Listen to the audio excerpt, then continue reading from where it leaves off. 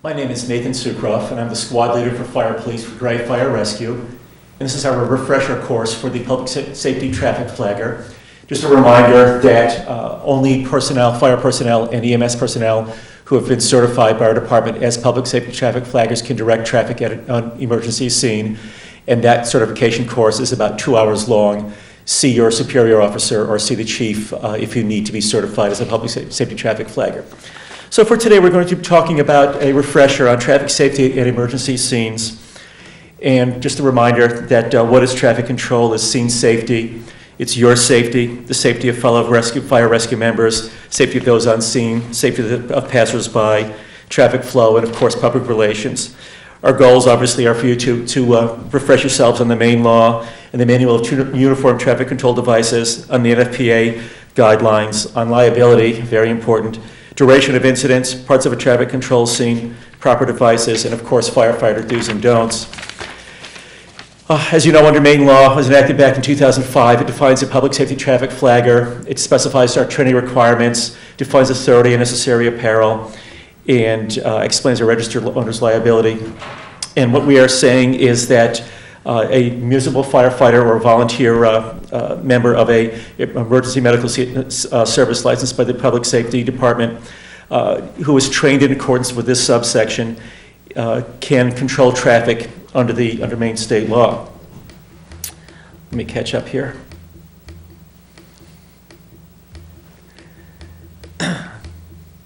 Here we are. Okay. Training is specified by the Bureau of Labor Standards and is also required by our department to keep us current with the protocols and with the requirements for our safety. Training, of course, can be conducted either online or by video or in person. Okay, our authority.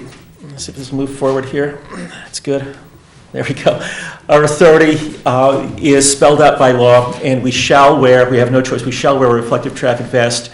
We have the authority to control vehicular traffic on a public way, to reroute traffic around a public safety emergency, accident, or fire, unless otherwise directed by a law enforcement officer.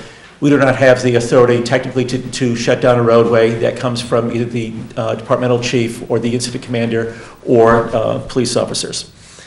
Obeying the flagger, an operator of a motor vehicle shall obey us, and violations of traffic violation. The manual of uniform traffic control devices is not state law, but it is national standard for all of us to follow for all traffic control. And it describes the application of traffic control devices, not a legal requirement, but it's a very, very important guidelines for us to follow. And that is in Chapter 6I, which is the chapter in the Manual of Uniform Traffic Control Devices for emergency scenes. We show six classes of duration: major, intermediate, and minor. Discuss the use of emergency scene lighting. NFPA standards, once again, are not state law, but they are the national standard to follow. And it now requires fluorescent pink retroreflective warning signs for scene signs. As our signs age out, we will be replacing them with the pink signs. Just a reminder that in addition to providing protection and safety for emergency personnel, other considerations are through our actions not causing or contributing to injury to the public, damage to other vehicles, damage to property. We do not have automatic immunity like a city or town does. There's a $10,000 damage limit. The city or town must defend us.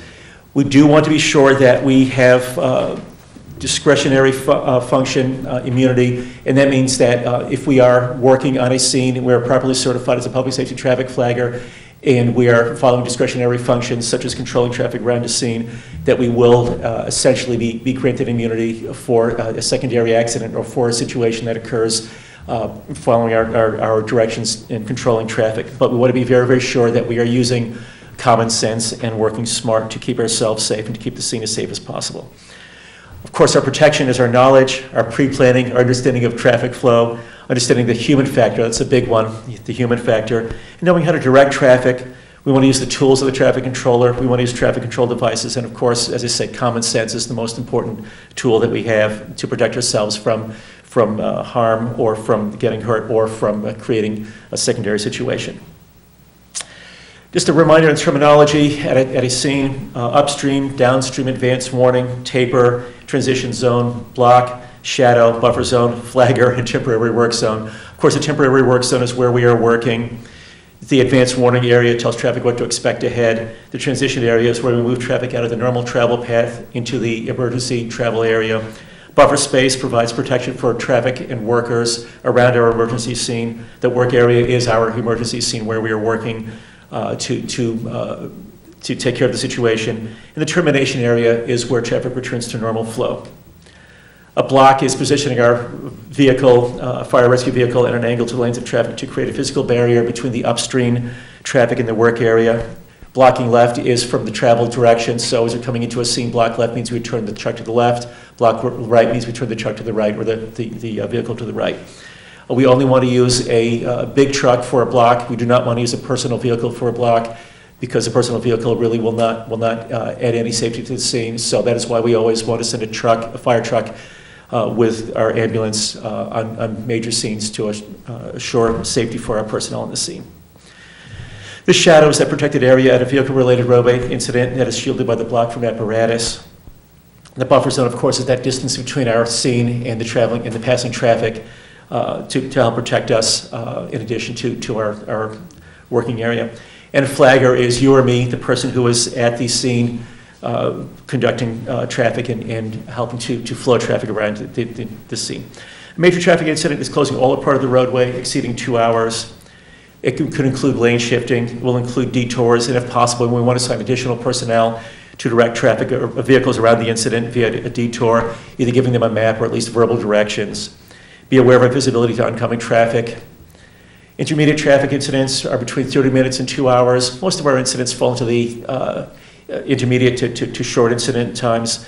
Usually our incidents run around 45 minutes to an hour.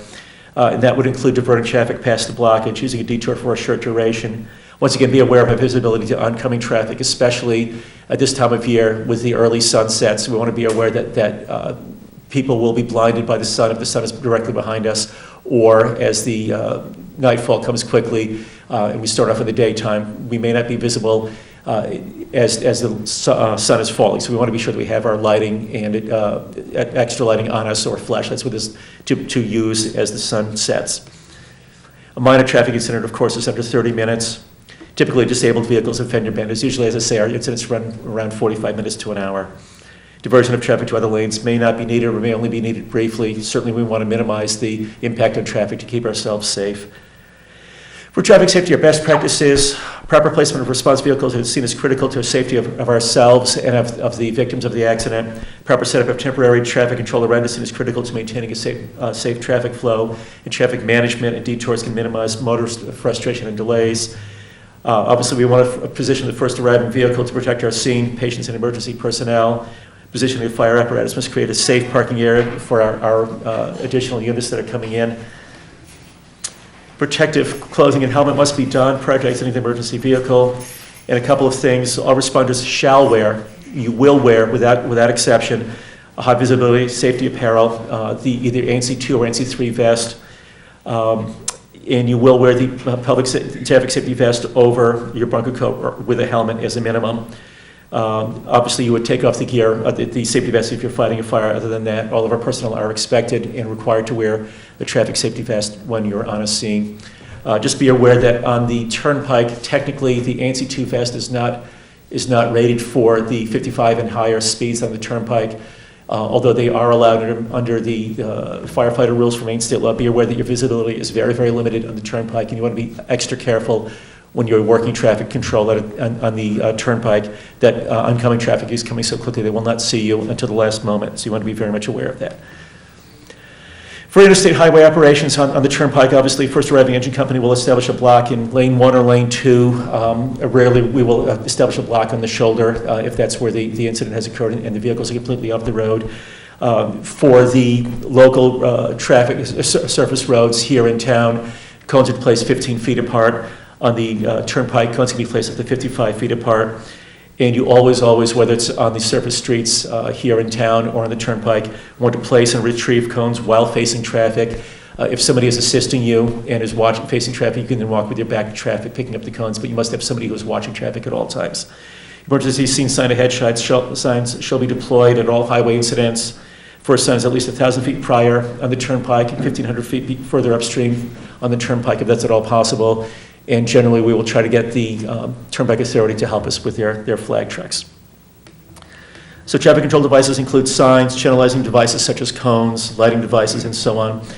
Once again, a reminder of protective clothing for flagging. Outer garment shall have the retroreflective material. Once again, ANSI 2, firefighter helmet or hard hat. You want to have the reflective tape on your helmet so that as you're moving around, people will see the reflection from the helmet so that they know that there is a person walking where you are. Safety benchmarks, reminder, never trust approaching traffic. Avoid turning your back to approaching traffic. Establish an initial block with the first arriving fire apparatus. Always wear your personal protective equipment, your full PPE. Once again, we will remind arriving vehicles to turn off sources of vision impairments such as headlights at nighttime especially. We want to use apparatus or police vehicles to redirect the flow of moving traffic. We want to establish an advanced warning upstream wherever possible. We want to use traffic controls, traffic cones, and other items to direct traffic. Junior emergency personnel, that means anybody under 18 shall not be allowed to direct traffic under any condition, regardless of whether or not they've gone through the public safety traffic flag or training. They must be 18 or older to direct traffic under Maine state law.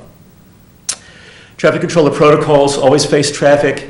We call it the 7-second scan. I want to see your head spinning around, looking in all directions every 7 seconds at least at a minimum. Traffic comes up so quickly, you'd be amazed how fast cars will come up on you. So keep your head spinning around constantly. You want to communicate with IC. And obviously, we never touch a vehicle with our hand or implement. Public relations is a very, very important part of it. We want to maintain a polite attitude if at all possible. And certainly we want to help our motorists to get safely past the scene. We're going to look at hand signals, and these are hand signals that you may feel a little silly doing them, but they will save your life. I'll promise you, after 15 years of doing this, we found that without fail, these are the hand signals that work best and will keep you safest. Obviously, what you want to do when you're halting traffic is you want to point at traffic, hold your hand up. You want to keep your hand, all fingers together, hand up in the air above the face if at all possible, as high as you can, and you'll point at traffic and signal the traffic to stop. You'll then turn your head and point to the other traffic, stop the other traffic, and now you've got traffic stop both ways. When you're ready to move side traffic, or when you move the traffic again, you'll point and then signal them with your hand over the top of the head is the proper way to go. You can then signal with the opposite direction, the same thing, point in the hand over the top of the head. If you're going to do side traffic, you'll stop both directions. From this direction, you'll then point at the side traffic and then wave them through. At this point, you can do the hand down a little bit for the left-hand turn, obviously, depending on which hand you were using, or if the right hand can go down a little bit. But you want to be sure that you're using very strong, clear signals. Never, ever wear black gloves when you are working traffic control. People cannot see your hands in the daytime or nighttime especially. You either want to go barehanded or you want to wear a colored glove, and ideally a glove different than the color of the outfit that you're wearing. When you want to stop traffic completely, the protocol is to bring the hands over the top of your head, and that is a signal to stop all traffic. When you bring the hands over the top of the head, all of our fire personnel will recognize that is a universal signal to stop traffic, and they will stop traffic at their end of the scene. And obviously, we want to set up your emergency cones to properly protect your scene, and a couple of examples here in this slide. Firefighters responding to calls need to operate as if someone is trying to run them over. Really and truly, people don't mean to be, but they are so concentrating on their usual route to get to their houses that they will not think about you at an emergency scene and will come very close to running you over. So you want to keep that in mind, that it's a very, very dangerous situation to be out on the road.